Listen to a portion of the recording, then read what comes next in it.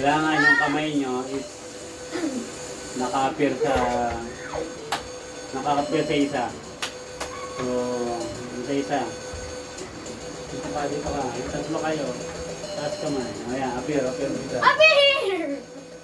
Ayan ha. Wait lang. May bola dito sa gitna. Ay. Ipitin nyo. Ipitin nyo. He's gonna drop? Sabi nga hatawin. Sabi ko, ipitin, di ba? Oh. Anong problema? Sige. O, dito, ipitin mo. Pag nag-stop yung music, igagrab niyo yung ball. Sino yung pinakamaraming ball siya mananalo? Yes? Okay. So, Sige. makinig kayo sa music. Pwede kayo mag-dance. Tapos, bigla ko na lang i-stop yung music. Pag na-stop yung music, kailangan makuha niyo yung ball. Ay, hindi. Straight lang Ayaw yung straight. Straight lang. Straight. Ano ba? Bawalin yun. Morgan, straight. Ano bawalin yun? Straight lang. Bawal yung nasa taas, bawal nasa baba. Kaya nga. Wala, straight lang. Uy, kuya. Tite. Huwag galaw-galaw. Ha? O, ayan o. Sa kanya na yung Start ball. na ba? Ayan. Wala pa sabi nag-start. Practice nga eh. Oh. Uy! Ano ba? Oy! Ano? Kuya! Oy!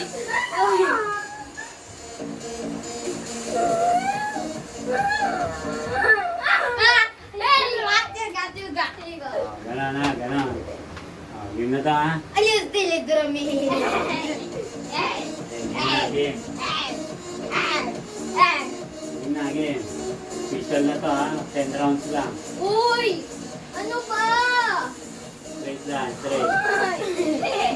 Straight na lang. Straight. Straight lang, kuya. Ikaw yung mag-dance.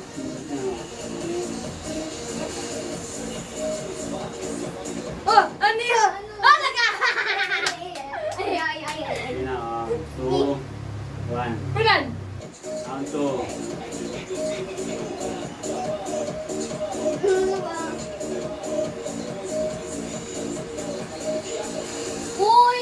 Ano ba?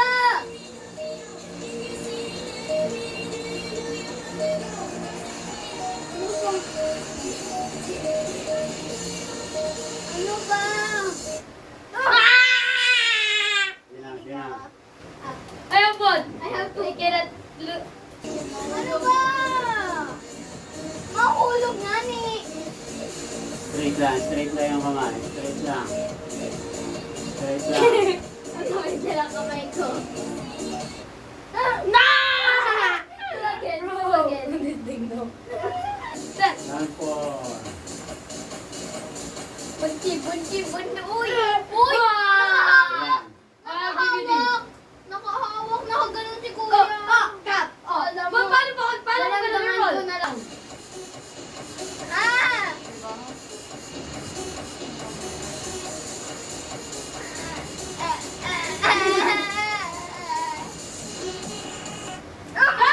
Ay! Titingin slowly. 1, tapos go 1 lang.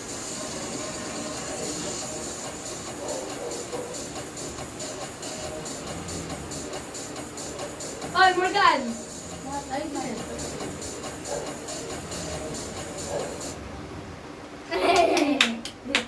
Ayan. 2, ikot ulit. Round 7.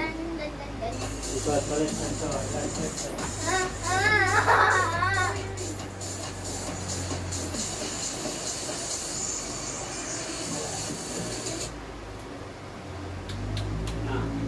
Did they call for this one? Ano ba?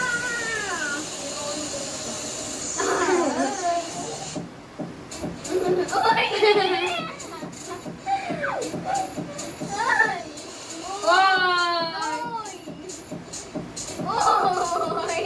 Ano ba? Oy!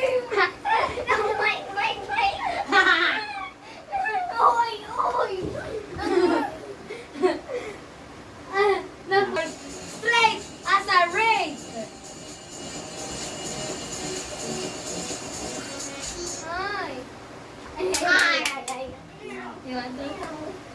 Yeah. Last. Pwede mo makatrace? Go!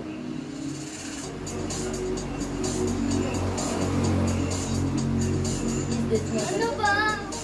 Oh, yes!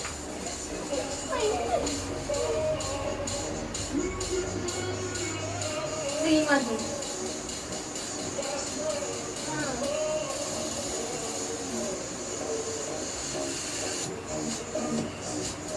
Last.